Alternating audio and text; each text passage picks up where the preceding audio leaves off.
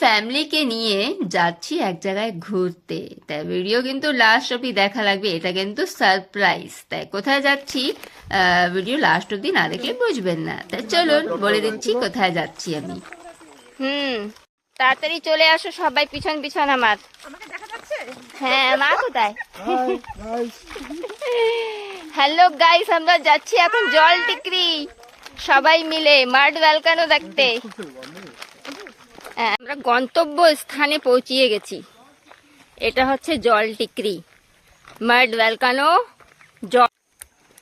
এই যে দেখুন, গাছের শিকড় দেখা যাবে, সেই যেরকম স্যান্ডেল পিকে ওঠার সময় আমরা দেখি যে গাছের শিকড় থাকে। কেন কি আমরা পাহাড়ে এখন উঠছি, তো চারপাশে কিন্তু সেই জঙ্গল। এখন খরার সময় তো সেই আপনার জায়গায় জায়গায় কিন্তু সেই বেতফল দেখা যাবে, শুকিয়ে গেছে বেতফল গাছটা।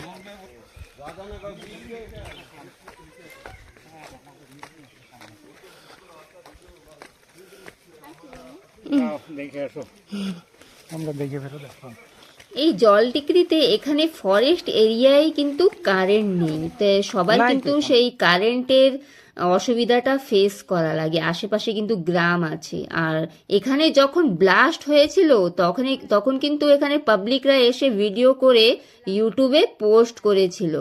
বন্ধুরা, এখানে সেই কারেন্টের অসুবিধা, জলের অসুবিধা পাবলিকদের কাছে শুনতে পেলাম। তা দেখুন কত পরিমাণে মাটিটা বের হয়েছে, এই যে ঘর অবধি, সেই ঘরের পায়া অবধি কিন্তু মাটি চলে আসছে।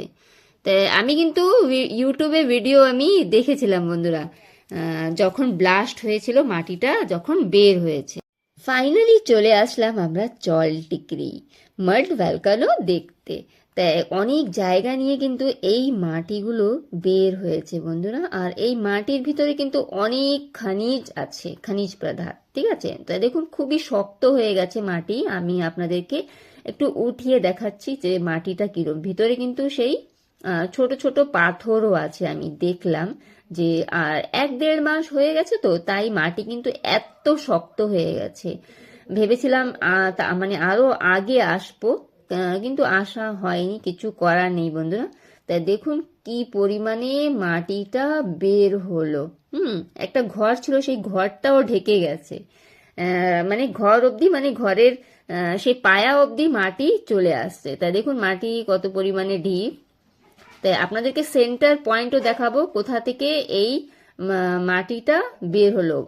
ঠিক আছে, সেন্টার পয়েন্টে চলুন। এখানে দুটো লাঠি পোতা আছে, কেউ জানি দুটো লাঠিটা পুঁতে দিল। দেখুন এটা হচ্ছে সেন্টার পয়েন্ট, এখান থেকেই কিন্তু সেই গ্যাসগুলো বেরোয়।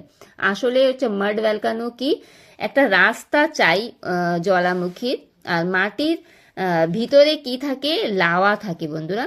এটা হচ্ছে কাদা মাটি, যে এসে কাদা মাটি বেরোয়, আর অগ্নিগিরি বলে। হ্যাঁ, তা এটা কিন্তু ঠান্ডা বল কেন, ঠিক আছে, এটা কিন্তু ঠান্ডা কাদা মাটি বের হয়েছে। আর ভলকানোটা কি আমি আপনাদেরকে বলে দিই।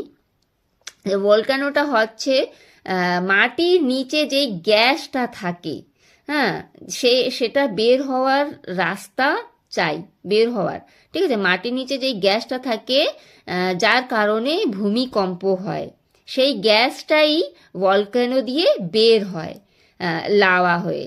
ঠিক আছে, যে আমাদের আন্ডামানে মনে হয় 4টা জ্বালামুখী অ্যাক্টিভ আছে, তার ভিতরে এখানে জল টিকরি আর বারাটাং আর নারকান্ডাম আইল্যান্ড, আর লাস্টে আছে বন্ধুরা ব্যারেন আইল্যান্ড। তাই ব্যারেন আইল্যান্ডে কিন্তু অগ্নিগিরি হয়। সেই জ্বালামুখী কিন্তু মানে 3-4 কিলোমিটার এরিয়া নিয়ে জলটা খুবই গরম হয়ে যায়। তাই এখন পর্যন্ত আমি ব্যারেন আইল্যান্ডে আমি যাইনি, যদি যাওয়া হয় তাহলে আপনাদের জন্য ভিডিও করে নিয়ে আসবো বন্ধুরা। আমার খুবই ইচ্ছা আছে ব্যারেন আইল্যান্ডের ওখানে একটু ভিডিওটা করার, তাই কিছু করার নেই। মাড ভলকানো দেখতে আসলাম, কাদা তো কিছু পেলাম না, খালি এই যে মাটির ঢিপ এটাই দেখতে পেয়েছি।